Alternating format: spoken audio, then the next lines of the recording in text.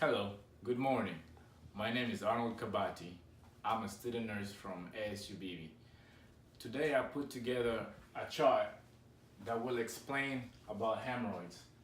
I'm going to cover the whole topic from the pathophysiology, clinical and manifestation, interventions, diagnostic assessments, management, prognosis, and nurses teaching.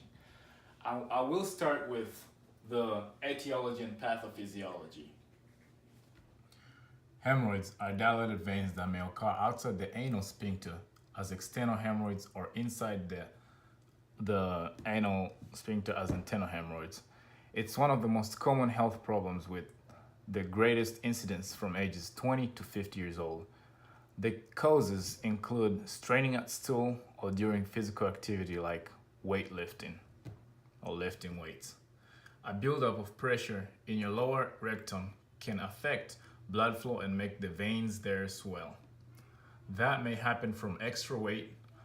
With the repeated increased pressure and obstruction of blood flow, permanent dilation occurs. Hemorrhoids may be caused by constipation, diarrhea, pregnancy, congestive heart failure, portal hypertension, and prolonged sitting and standing.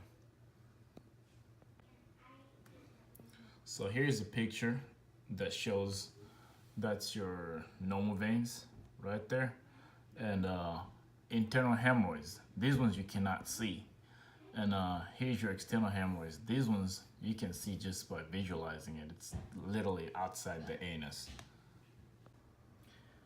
Clinical manifestations of hemorrhoids.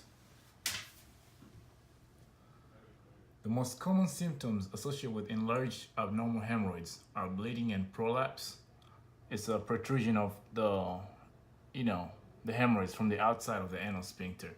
The symptoms usually occur at times of defecations. So they're pushed outside the anal sphincter with defecation. Pretty much you will see these hemorrhoids you can visualize this. You can see them outside, and after defecation, a patient might bleed and it's painful. So when you're assessing a client with hemorrhoids on the assessment, the client will have some subjective signs and symptoms, like they will complain about itching, pain, and it just hurts when they're in the bathroom. But some of the objective assessments, you will see bleeding from the rectum. You can visualize that. You will see the hemorrhoids protruding from outside the anus. But for internal hemorrhoids, they're inside, and so you really can't see them or feel them, and they usually don't hurt as much because there's few pain sensing nerves in there. So bleeding may be the only sign you can tell with internal hemorrhoids. Of course, you can tell that they have internal hemorrhoids after getting them checked in a physician's office, in the hospital. They have procedures that can check internal hemorrhoids.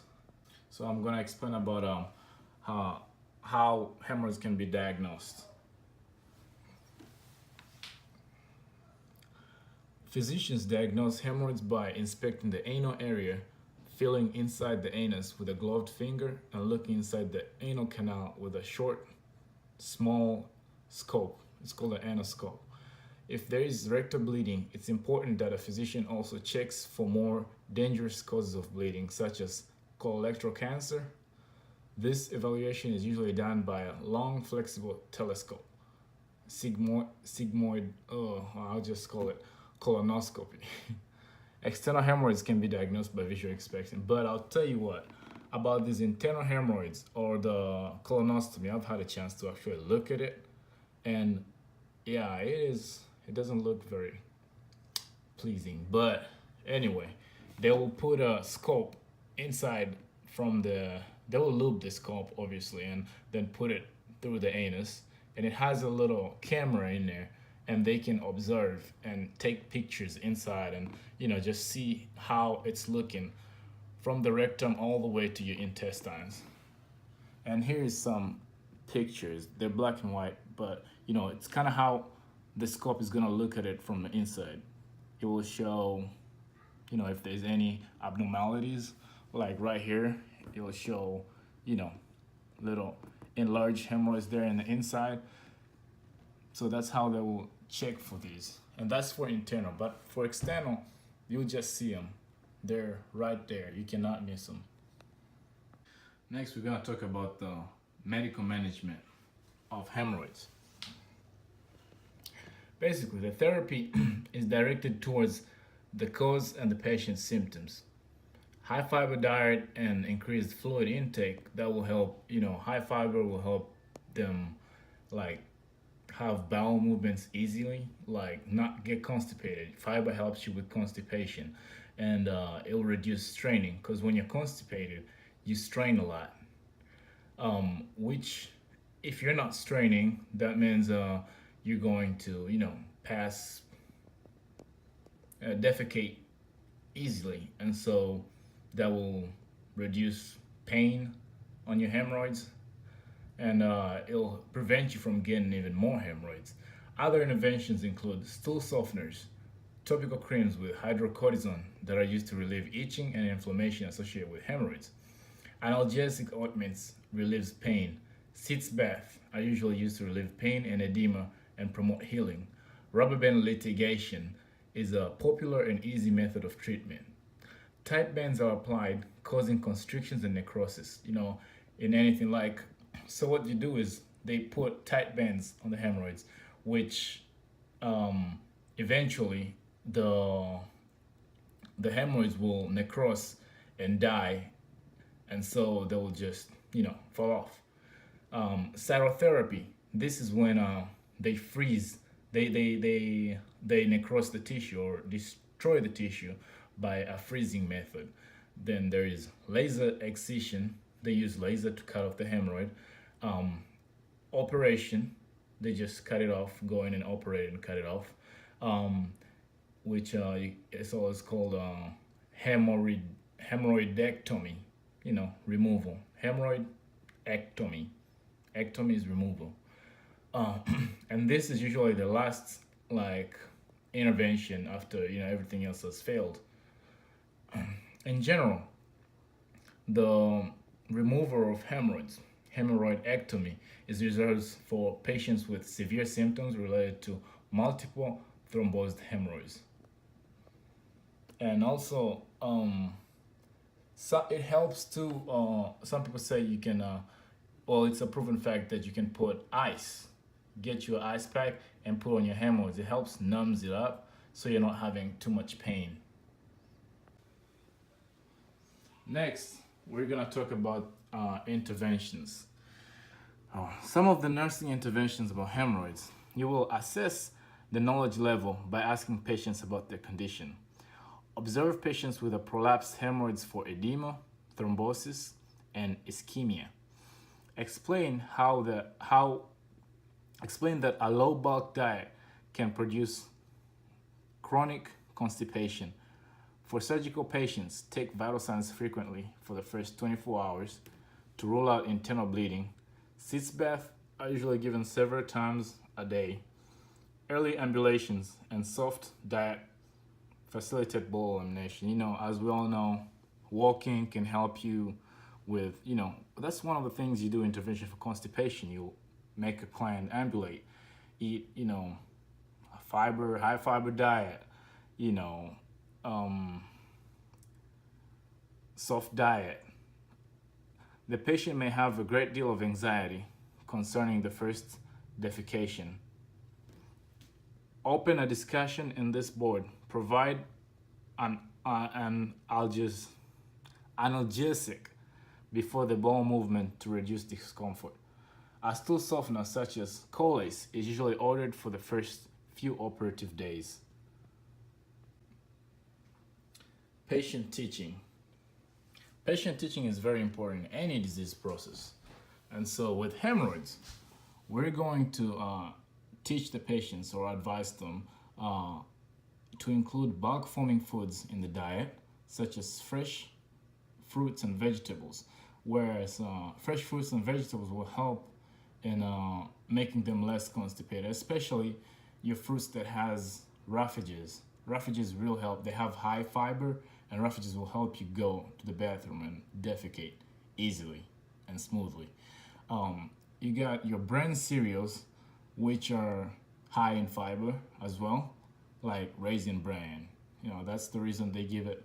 A lot of old people like to eat Raisin Bran because it's high in fiber and it helps them go. It helps them get bowel movements, and it's also high in iron, and that's one thing that is recommended as well with a patient with hemorrhoids. You need that iron intake. You need to increase your water intake, at least 8 to 10 glasses of water a day, which will help with your peristalsis, and it'll help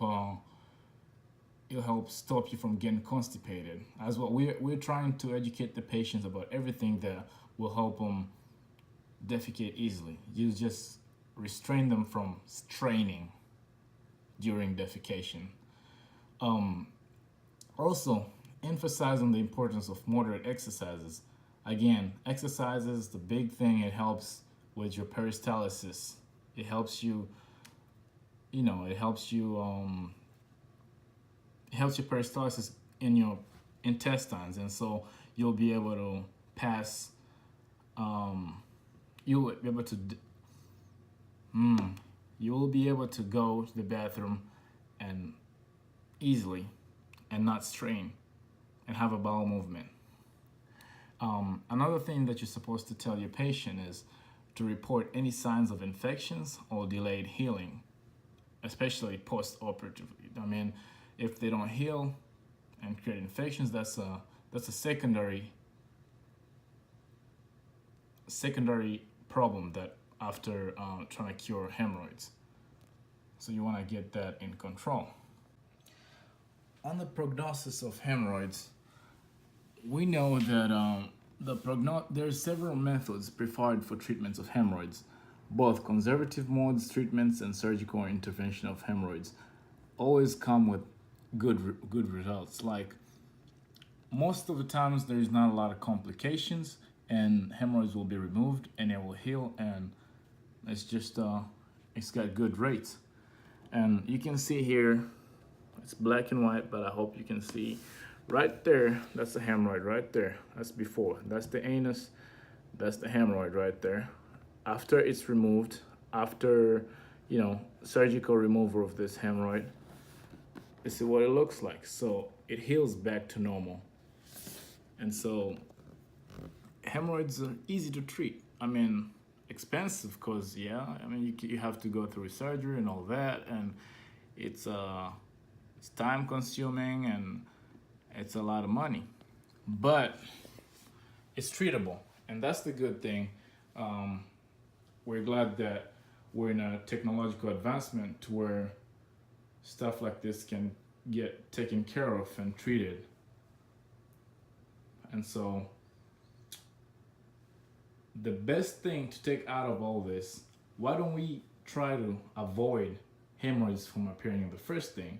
So even for a person who does not have hemorrhoids, I think most important thing to do is always include, having a bowel movement is actually healthy and an important part of your health. So you have to do stuff, have customs, have a routine that will help you achieve that, at least daily. You're supposed to have a bowel movement almost daily.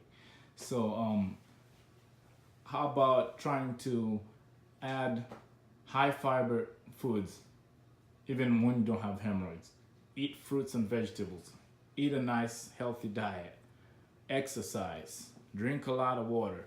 With doing this, you will prevent the formation of hemorrhoids to begin with. And try not to strain. Have steady, scheduled toilet time to where you go, and if you create a schedule of having a bowel movement at a specific time of the day, you can train your body to do that, and you will not be straining at that particular time every day. Your body will know, and you will have a bowel movement at that same time. So that prevents you from straining and frustrating, and that will prevent hemorrhoids.